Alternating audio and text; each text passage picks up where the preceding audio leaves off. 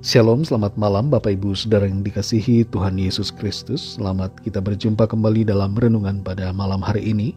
Doa dan harapan saya saudara semua ada dalam keadaan yang baik, sehat, penuh sukacita, dan berlimpah berkat Tuhan. Sebelum kita mendengarkan renungan firman Tuhan, mari kita berdoa.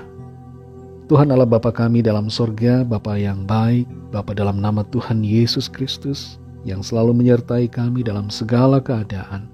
Kami bersyukur untuk penyertaan-Mu di sepanjang hari ini, kuasa dan kasih-Mu yang memampukan kami. Saat ini kami mau mendengar sabda firman-Mu. Urapilah kami untuk mengerti dan taat pada setiap kehendak-Mu. Dalam nama Tuhan Yesus kami berdoa. Haleluya. Amin.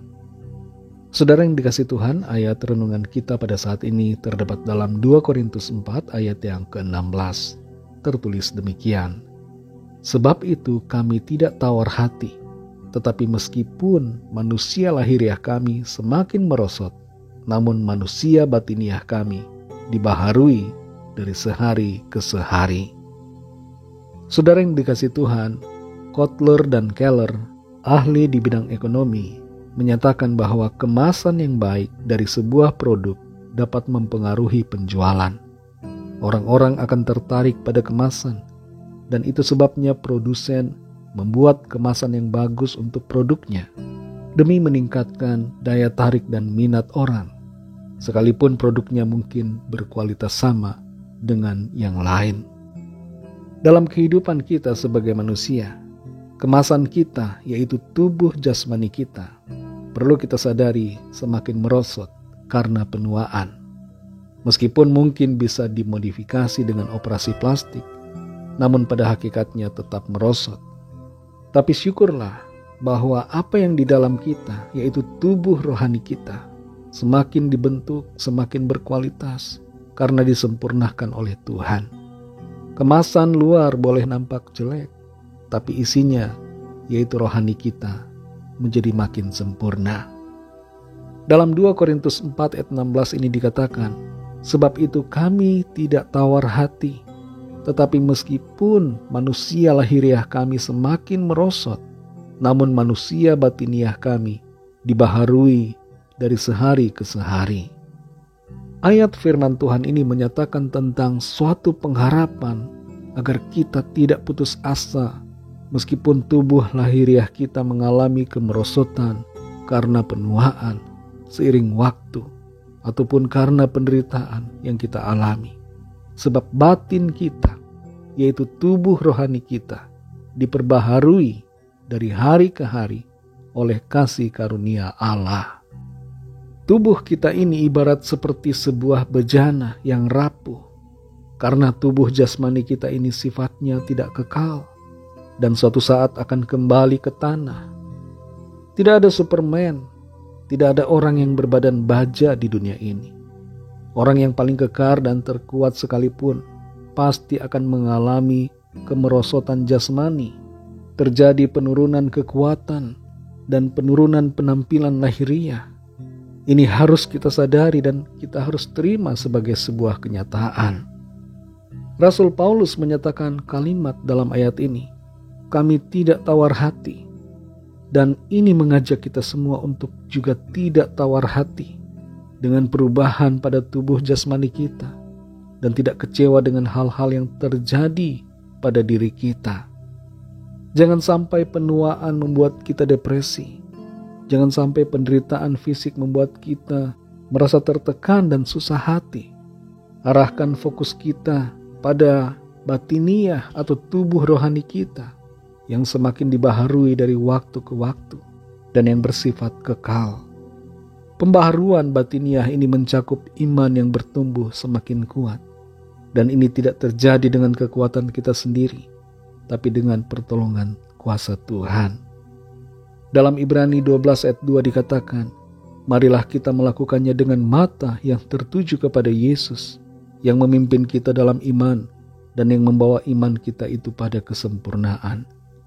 Tuhan Yesus menguatkan, membaharui dan menyempurnakan iman dan rohani kita, sehingga semakin sesuai dengan apa yang menjadi kehendak-Nya. Saudara yang dikasihi Tuhan, mari fokuskan diri kita bukan pada yang di luar, tapi pada yang di dalam, yaitu pada rohani kita. Jangan kecewa, putus asa, tawar hati karena jasmani yang merosot. Jangan biarkan hati kita susah dan bersedih karena tubuh kita tidak lagi seperti dulu. Bersyukurlah untuk semua kebaikan Tuhan. Bersyukurlah karena roh kita semakin kuat dan disempurnakan untuk menjadi siap dan layak bertemu dengan Tuhan Yesus Kristus dalam kemuliaan dan kekekalan. Mari terus bertumbuh dalam iman dan pengenalan yang benar akan Tuhan. Isilah roh kita dengan makanan firman Tuhan, agar bertumbuh semakin kuat dan semakin cemerlang menjelang hari Tuhan yang mendekat. Mari kita berdoa. Kami bersyukur Tuhan untuk firman-Mu yang sudah kami dengar, yang membimbing kami untuk hidup fokus pada hal-hal yang kekal, memperhatikan rohani kami, menyadari bahwa tubuh batiniah kami ini disempurnakan oleh kuasa Tuhan dari hari ke hari, dibentuk menjadi kuat, semakin cemerlang oleh kebenaran firman Tuhan, dan Roh Kudus-Mu memampukan kami untuk menjadi sempurna, semakin sesuai dengan apa yang menjadi kehendak-Mu. Terima kasih Tuhan untuk firman-Mu.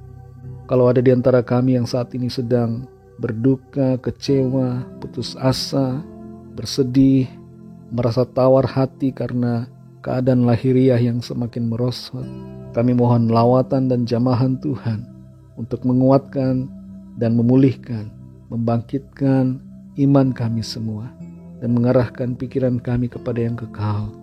Tidak fokus pada tubuh jasmani kami, tapi memperhatikan tubuh rohani kami dan memeliharanya dengan mengisinya dengan firman Tuhan. Terima kasih untuk firman-Mu ya Bapa. Berkati kami di sepanjang malam ini dalam istirahat kami. Lingkupi kami dengan kasih dan kuasa-Mu. Berikan kami tidur yang nyenyak dan bangunkan kembali besok pagi dengan kekuatan yang baru.